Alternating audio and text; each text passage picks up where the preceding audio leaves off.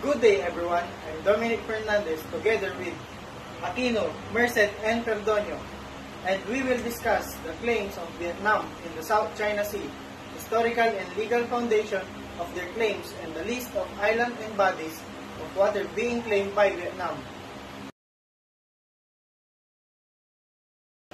Introduction.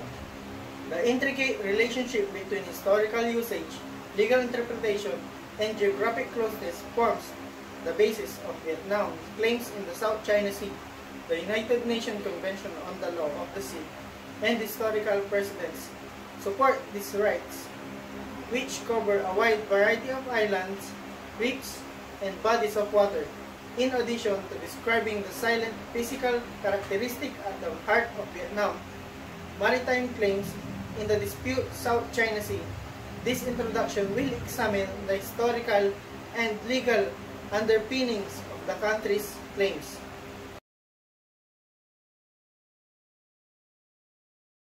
The historical or legal foundation of Vietnam claims in the South China Sea. Historical occupation and legal justification derived from the United Nations Convention on the Law of the Sea provide the basis of Vietnam claims in the South China Sea. Historical basis. Vietnam claims there is historical presence in the Spratly, also known as Trong Sa, and Parcel as Huang Sa archipelagos predates any notable Chinese presence by centuries. This represents historical records, maps, and narrative of Vietnamese economic activity and government in the regions. China frequently refused the historical assertion with historical data as well, creating a dispute narrative. The Vietnamese government maintains the continuous occupation and administration of various islands and features within dispute areas provide a strong basis for their claims. However, the exact extent and nature of seas, historical control, and subject ongoing debate. Legal basis. UNCLOS, which creates a framework for maritime zones and resource rights, is the main source of support for Vietnam's legal claims. Vietnam contends that its claims, especially those pertaining of continental shelf and exclusive economic zone, are in line with UNCLOS regulation. They have presented their extent continental shelf claim to the UN Commission on the Limits of the Continental Shelf and have defined their claim maritime zones in accordance with UNCLOS principle. Vietnam actively rejects China 9-dash line, arguing it is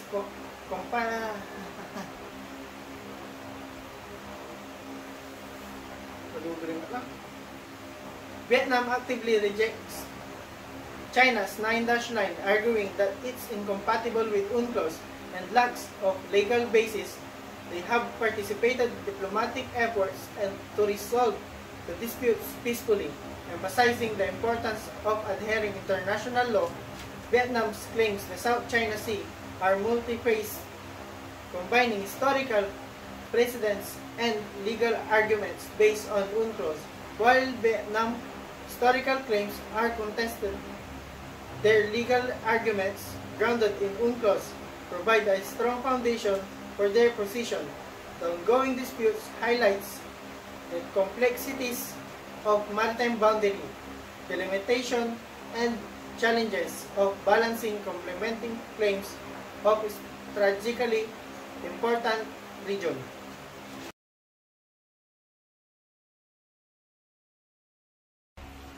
Good day everyone, I'm Indy Cadet Marcel Dexter.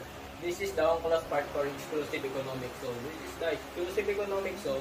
It extends up to 200 nautical miles from the baseline of the coastal state and includes right over natural resources, energy, production, and marine-specific research. So the Part 4 of Exclusive Economic Zone, it is zone the coastal state has exclusive authority to explore or exploit, conserve, and manage natural resources, both living and non-living, and the waters, column, and the seabed. While the states control these resources, other states have freedom of navigation and oversight under a specific situation. The exclusive economic zone of the climate state. So, this is the exclusive economic zone of the Vietnam, and we can see the 9-dash line of the South China Sea. And covered the exclusive economic zone of the Vietnam. This is the green line. It extends from the outer boundary of the territorial sea, 200 nautical miles from the baseline, to 200 nautical miles from the state's coast. It is sometimes known as a marine continental margin, and in informal usage may include the continental shelf. The word does not include the territorial sea or the continental shelf beyond 200 nautical miles. The territorial sea differs from the exclusive economic zone in that the farmer imparts full sovereignty over the waters, whereas the latter is simply a sovereign rights that refers to the coastal states, rights, wind, and sea surface. Surface water are international waters.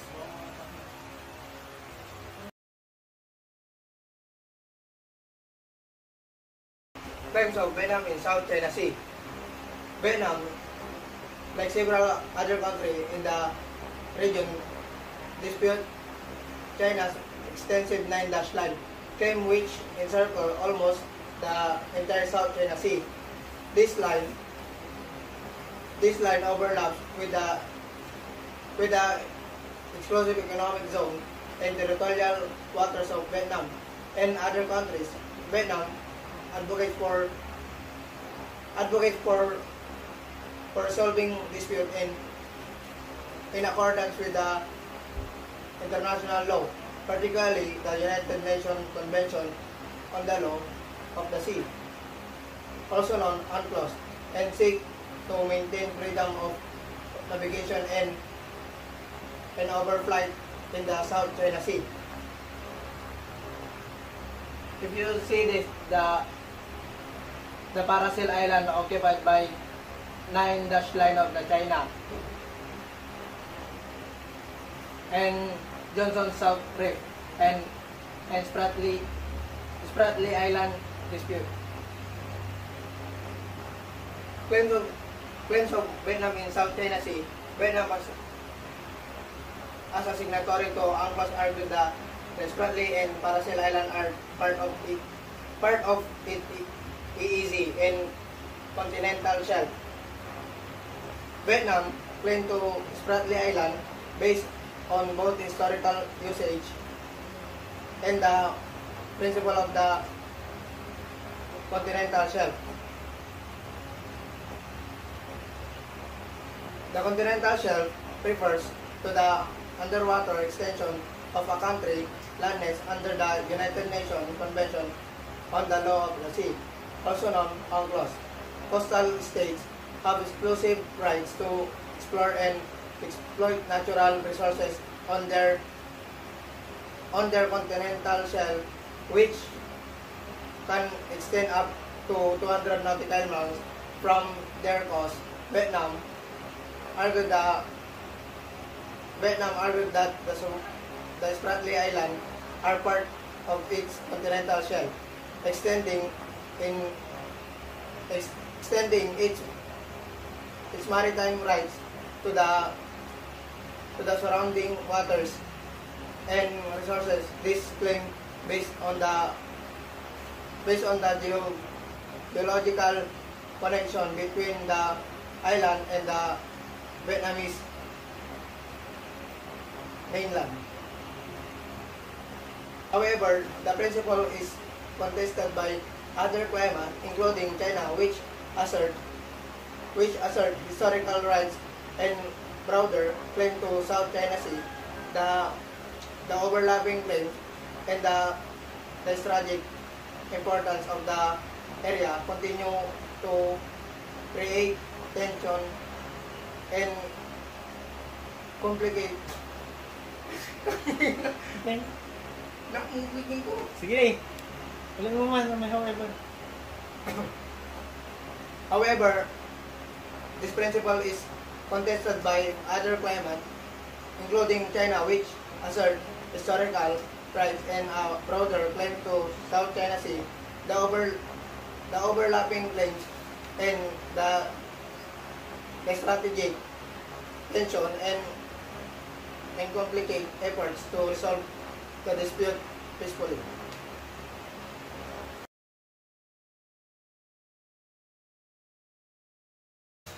Good day. I'm Engine Cadet Aquino, and I will discuss Paracel Island. Vietnam claims to the Paracel Island, which Vietnam calls the Phong Sa Islands, is a central point of contention in its relationship with China. Vietnam claims is based on historical evidence of continuous presence and administration of the island, dating back in history, dating back in century. This historical base is supported by Vietnamese archival records and maps. The islands are considered an integral part of Vietnam territory and are crucial for its national security, maritime interests, and potential access to resources. However, China also claims the Paracel, asserting its sovereignty based on its own historical interpretation. This has led to significant conflict and tension, with China's increasingly assertive action in the area, including the construction of artificial island and military installation, directly challenging the Vietnamese claims.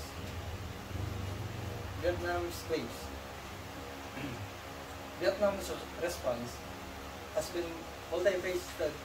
It has employed diplomatic channels to assert its rights, relying on international law, particularly UNCLOS, to support its position.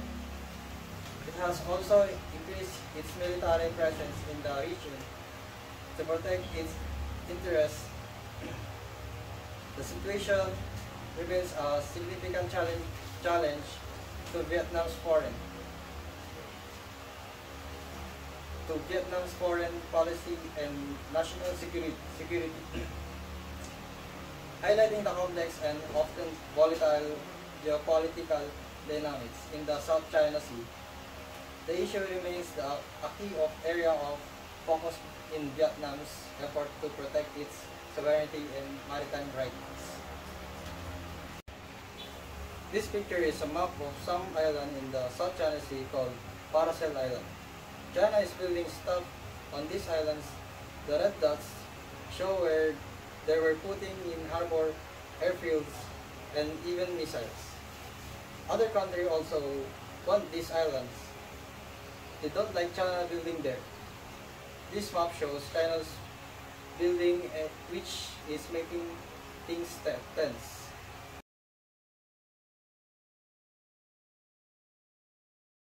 Spratly Island. The Spratly Island are a group of islands, reefs, and shoals. The islands themselves are largely small and low-lying, many of which are submerged at high tide.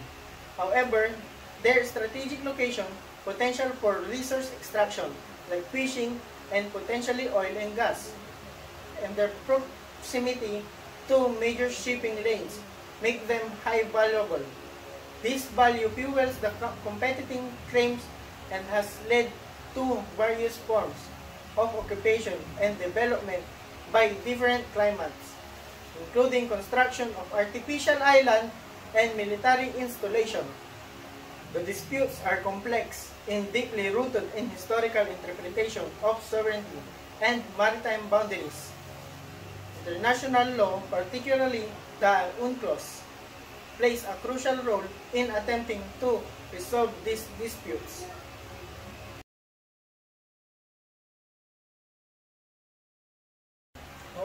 Alright, imagine a map of the South China Sea. There's a bunch of island and reef there, and several countries say they own them. This slide is talking about one of those places called Scarborough Shoal, It's basically a reef that's underwater most of the time, about 100 miles away from the Philippines. Now China says they own the huge chunk of the South China Sea, including Scarborough Shoal. They draw a line on maps called the 9-dash line that covers almost the whole sea. But Vietnam and other countries too don't agree with China's claim. They say China's 9-dash line doesn't make sense historically and or legally. So you have China and Vietnam both saying Scarborough Shoal is theirs. It's a bit like two kids arguing over a toy in the sandbox. But on a much bigger scale, this is just one part of a bigger disagreement about who owns what in the South China Sea. It's a complicated issue with a lot of history and politics behind it. I'm Engine Cadet Aquino. I'm Engine Cadet Pergonyo. I am Engine Cadet Merced. And I am Engine Cadet Fernandez.